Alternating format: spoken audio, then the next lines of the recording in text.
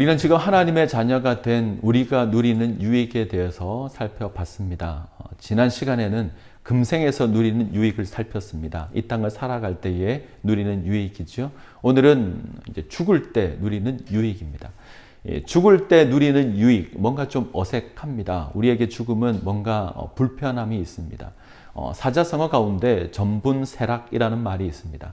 이 개똥밭에 굴러도 이승이 좋다 이런 말인데, 아무리 천하고 고생스럽게 산다고 할지라도 죽는 것보다는 사는 것이 낫다 이런 뜻입니다. 이 말을 보면 죽음이 아주 부정적으로 그렇게 보입니다. 정말 그럴까? 성경은 어떻게 가르칠까? 자, 오늘 소요리 문답은 이 죽음에 대해서 가르칩니다. 오늘 공부를 통해서 죽음에 대한 의미를 확인할 수 있기를 원합니다. 소요리 문답 37문 이렇게 가르칩니다. 신자가 죽을 때에 그리스도에게서 무슨 유익을 받는가? 신자가 죽었을 때에 그 영혼이 완전히 거룩하게 되어 즉시 영광 중에 들어가고 그 몸은 여전히 그리스도께 연합하여 부활할 때까지 무덤에서 쉰다.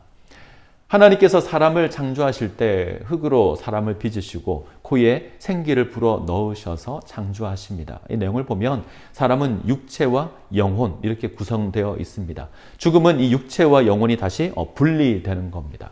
육체는 흙으로 지음을 받았기에 다시 흙으로 돌아갈 겁니다. 그러나 영혼은 거룩하게 되어 하나님의 영광에 참여하게 됩니다.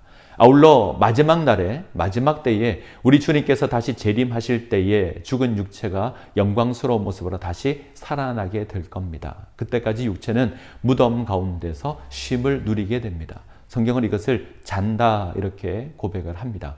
자, 그러면 하나님의 백성이 죽음으로 말미암아 누리는 유익들을 하나씩 살펴보겠습니다. 첫 번째는 영혼이 거룩하게 되어서 하나님의 영광에 들어가는 겁니다. 죽음으로 우리 영혼은 즉시 하나님의 영광 중에 들어갑니다. 이것을 이제 영화라고 합니다. 그리고 하나님을 직접 대면하여서 하나님을 섬기게 되죠. 자, 이것이 얼마나 귀한 것인지 모릅니다. 우린 이 땅에서 거룩하게 되는 성화를 힘쓸지만 완벽하게 이룰 수는 없습니다. 그러나 죽음의 순간이 되면 우리가 영화롭게 될 겁니다. 구원의 서정이 완성되는 겁니다. 가톨릭에서는 성도가 죽은 이후에 그리고 그리스도께서 재림하여서 부활하시기 전까지 천국과 지옥 사이에 있는 어떤 연옥이라고 하는 곳에 머물게 된다 이야기를 합니다. 연옥이라는 곳에 머물고 있고 생전에 지었던 문제를 해결한다라고 말합니다. 이는 죄를 지은 상태로 천국에 바로 들어갈 수 없다 이런 논리로 만들어낸 겁니다. 성경은 죽음 이후에 즉시 영광 중에 들어가 하나님과 함께 할 것을 선언합니다. 그러기에 연옥의 교리는 옳지 않습니다. 자, 기억하셔야 합니다. 죽음은 완성이며 하나님의 영광에 참여하는 것입니다. 그러기에 이 사실을 잊지 않으시기 바랍니다. 자, 두 번째 유익은 우리 육신이 그리스도 안에서 쉬는 겁니다. 죽은 이후에 영혼이 거룩하게 되어 즉시 영광 가운데 들어간다면 우리 육신은 어떻게 될 것인가? 우리는 죽고 나면 육신이 썩게 될 것을 압니다. 다시 흙으로 돌아가는 거죠. 이 생각을 하게 되면 뭔가 허전하기도 하고 아쉬운 생각이 들기도 합니다. 때문에 육신을 덜 중요한 것, 중요하지 않은 것 이렇게 취급하기도 합니다. 그런데 성경에서는 육신이 허망하게 사라진다라고 말하지 않습니다. 성경은 잔다 이렇게 이야기를 합니다. 이것을 소요리 문답은 그리스도와 함께 연합되어 있다 이렇게 고백합니다. 그리스도와 함께 연합된 육체는 우리 구주 예수 그리스도께서 다시 이 땅에 임할 그때의 영광스러운 모습으로 다시 살아나게 될 겁니다. 자, 고린도전서 15장 42절로 44절은 이렇게 고백합니다. 죽은 자의 부활도 그와 같으니 썩을 것으로 심고 썩지 아니할 것으로 다시 살아나며 욕된 것으로 심고 영광스러운 것으로 다시 살아나며 약한 것으로 심고 강한 것으로 다시 살아나며 육의 몸으로 심고 신령한 몸으로 다시 살아나나니 육의 몸이 있은즉 또 영의 몸도 있느니라. 부활할 때의 몸은 이 땅의 몸과 다를 겁니다. 썩을 것으로 심지만 썩지 않을 것으로 부활하게 될 겁니다.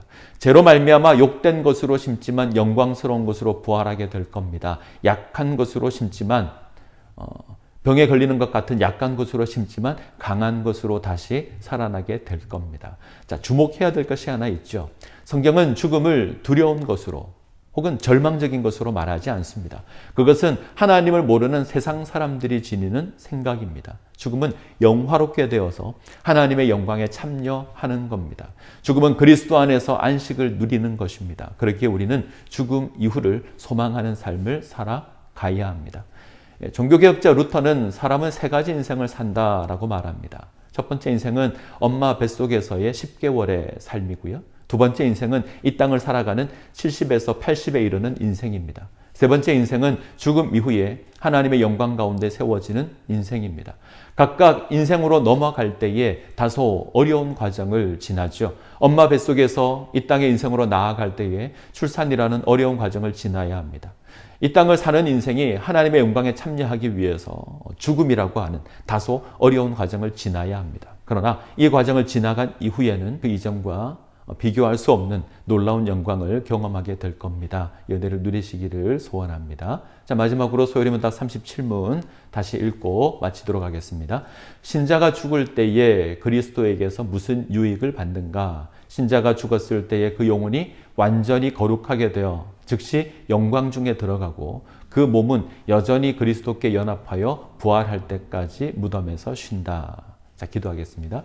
사랑과 은혜가 풍성하신 하나님, 오늘은 하나님의 백성이 죽음으로 말미암아 누리는 그 유익에 대해서 살펴봅니다. 죄로 말미암아 하나님을 알지 못했을 때 죽음은 두렵고 무서운 것이었습니다. 그러나 이제는 우리가 하나님의 영광 가운데 나아가는 길이며 그리스도 안에서 안식을 누리는 길임을 알게 하시고 우리에게 주어진 그 부활의 소망을 이루어 갈 수 있도록 은혜 베풀어 주옵소서. 우리에게 주어진 부활의 소망을 인하여 견실하며 흔들리지 말며 항상 주의 일에 더욱 힘쓰는 자들이 되게 하여 주시옵소서. 예수님의 이름으로 기도합니다. 아멘.